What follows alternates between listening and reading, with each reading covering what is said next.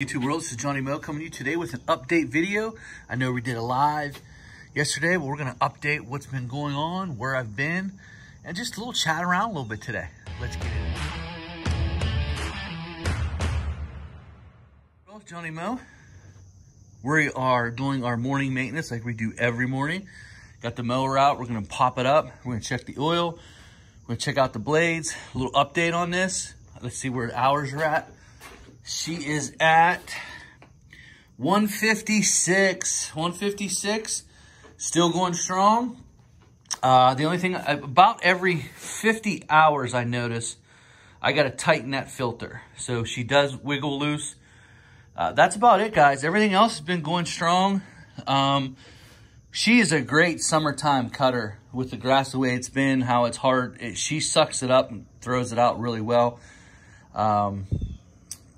You know, the suspension is not nearly as good as the Ferris, but I will say this, with this seat and these rubber mounts, and you can see it goes every which way, it really is comfortable. I haven't had any back issues, but it's not as comfortable as the Ferris, obviously, with the springs.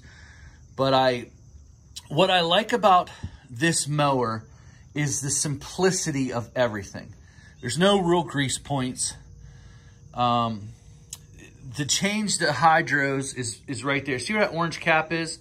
There's filters on the bottom. You just drop them out, open that up, and fill it up. You know, it's not a lengthy process. Maybe a half hour to do both sides, as opposed to 2 to 2.5 hours to do the Ferris. The deck, I only need one set of blades. These are the blades that I use that come with the Toro. I notice that these do have the short tail. These are the short tail blades, as opposed to the, I have a set for the Snapper Pro, because same as Ferris.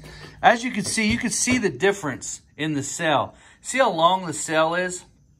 Now, when you're cutting wet grass and you're cutting thick grass, this is an issue here. Because it has so much suctions, it just is so much more lift to them. It just keeps the grass in the deck longer, and then it piles up on you, and then it just starts spitting out. That's the only problem I have with this in the springtime with these blades. And I've talked about these blades over and over again. But for those of you that keep asking me, you can buy short tail blades for the Ferris deck for spring and fall cutting, which is much better. What I do like about the Ferris blade better is the cutting edge comes all the way almost to the center.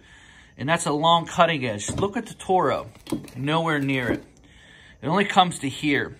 I would like to see that come to here just to see what the performance would be inside the deck. There's probably a reason why they do this. I haven't figured it out. You can see I hit a rock. Look at those gouges, but I got it sharpened. She's pretty sharp still. But these are the blades. I only use one set of blades. I don't have to have a set of high lifts and short tail. This performs well in summer, it performs well in spring. And so I don't miss that part of it. I think the Turbo Force deck is definitely better than the ICD deck. But when it comes to cutting wet grass, guys, I'm really not satisfied with this. This cutting the wet grass is just an issue with this deck. ICD, I think, is a little bit better than that. But that's an update on this mower. I haven't had any issues outside of having to tighten up the oil in the oil filter. That's about it. What else has been going on is basically we got a huge rainstorm. Huge rainstorm. I think it was Friday into Saturday. It rained for like 12 hours. We got 3 inches of rain, and it's been cool. So the grass is actually starting to come back, but this was not cut for a long time. I mean, honestly, you can see it's still pretty much dead. We'll go take a look at the front lawn. I've been testing out some different products, some weed control products. I've been testing out some Dismiss on the nuts edge. It looks like it's working really well. I've been testing out some different quinchloric products. You can see the crabgrass. This is my little test spot. Been testing different products, not so much weed control. I mean, not so much granular fertilizer, but I've been testing different weed control options. So I've been in this field letting crabgrass grow, letting different things grow, and just testing out different products, what works well, what doesn't work well. So you can see, I believe this is Drive, this is quinclorac. So Drive is struggling, it's killing it, but the quinclorac, the higher rate, is destroying it. So, and this is later stage crabgrass too. I try to do different stages of crabgrass throughout the lawn just to see what stage and how it will kill it, how many applications it'll need. As you can see, I sprayed Drive through here, but I did 2 applications. I only did 1 application of the quinclorac generic, which is it's definitely a higher rate. But, you know, so let's go take a look at the front lawn. I went on vacation. When I come home, it got a little gray on me, but I was able to get it back, and this rain really stepped in. But you can see the bent grass is really hurting. The bent grass is just hurting, especially on the hillside here. You can see no insect damage, just bent grass doing what bent grass does. The Kentucky Blue and Rye is definitely doing really well. But guys, like I said last night in the live stream, that this is the lawns that you encounter here in the Northeast.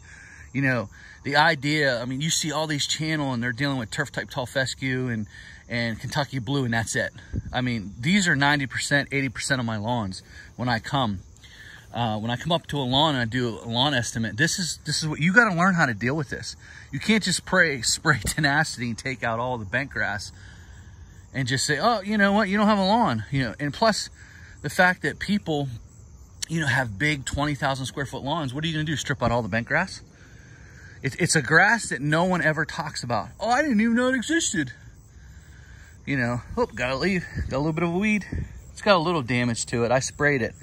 I actually sprayed it with quinclorac just to see what it would do. It's turned a little yellow on top, but not too much. But yeah, guys, this is, you got to learn how to deal with this grass and what you're going to do to it. As you can see, heat just absolutely destroys it.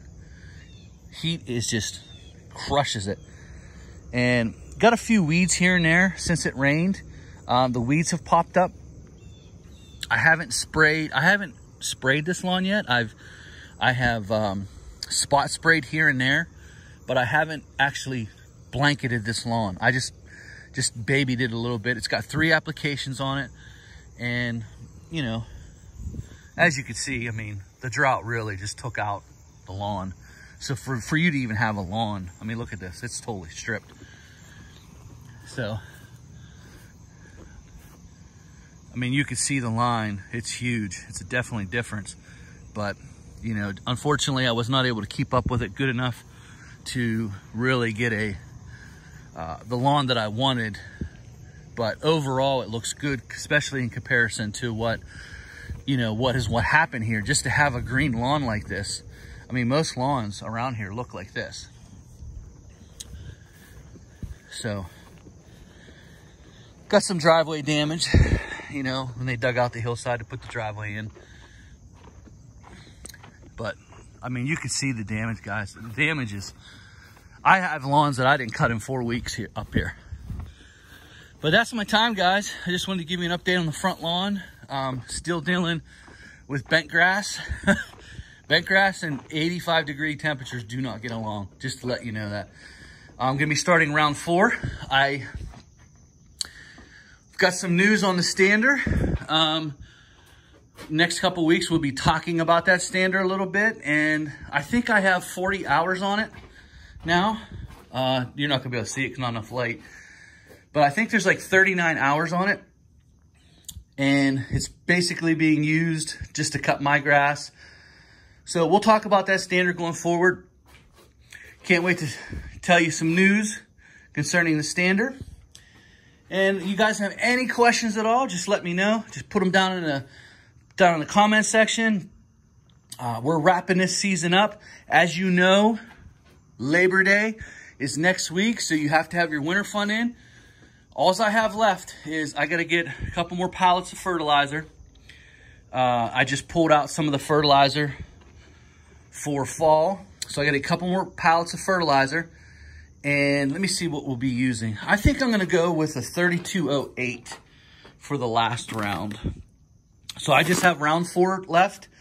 My ride-on spreader is in the dealership. It needed some work done on it. I tipped it and didn't know it, and I got oil in the cylinder. I got oil in the carburetor. I got oil in the oil filter. And I cleaned it all out and just kept filing spark plugs. So I had to take it in, and they fixed it up for me. So it'll be back and ready to go. We're gonna start round 4 probably next week, and then we got aerations, overseeding. Got to finish the mowing up and finished up the prunings, the last little bit of prunings we have. I have 12 prunings left. It's a wrap, guys. This season's a wrap. I'm already looking for salt for my plow. There's my salt spreader Boss TGS 1100. Got the plow sitting back here. It's ready to go. This is a wrap, guys. That's how fast it wraps up, just like that. You know, it came and it went. So here we go. We're moving on to the next season, which is fall. So as far as dates concerned, this is what I like to do. By Columbus Day, I want to have all the fertilizing done. I want to have all the prunings done. And then I want to get ready for the leaves. All I want to do in leaf season is do leaves. I want to have every bit of pruning done, all that done. And all we're doing is mowing and cleaning up leaves and getting ready for that.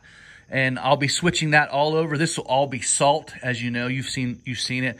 That'll hopefully all be gone. I have to get 2 more pallets, plus use all that up, and then finish up round 4. And then we're done for the year. We're done. I want to get all that done by Columbus Day.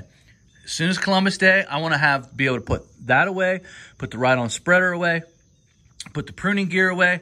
And I've got some news on the Milwaukee stuff. Got some news. This video is just full of stuff here. Full of stuff. If you look up, I got some news about the Milwaukee. As you see, there's something else up there. I can't tell you what it is, but there's something up there. And something I discovered about the Milwaukee as it aged.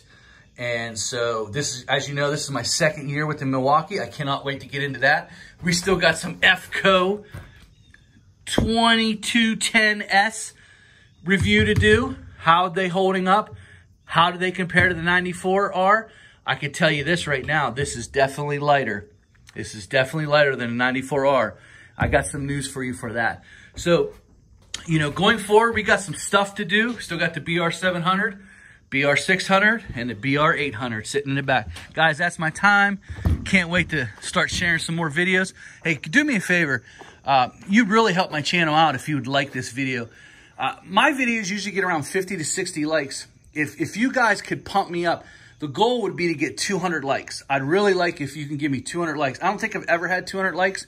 Maybe my videos aren't good enough to get 200 likes. But if you could just pump that like, the goal would be 200. If you can get me up to 200, that means you've watched this whole video and you can either dislike it or like it. I appreciate if you give me a thumbs up. I'd love to get to about 200 likes. Guys, that's my time. Questions in the comments. Can't wait to dialogue back and forth with you. Later.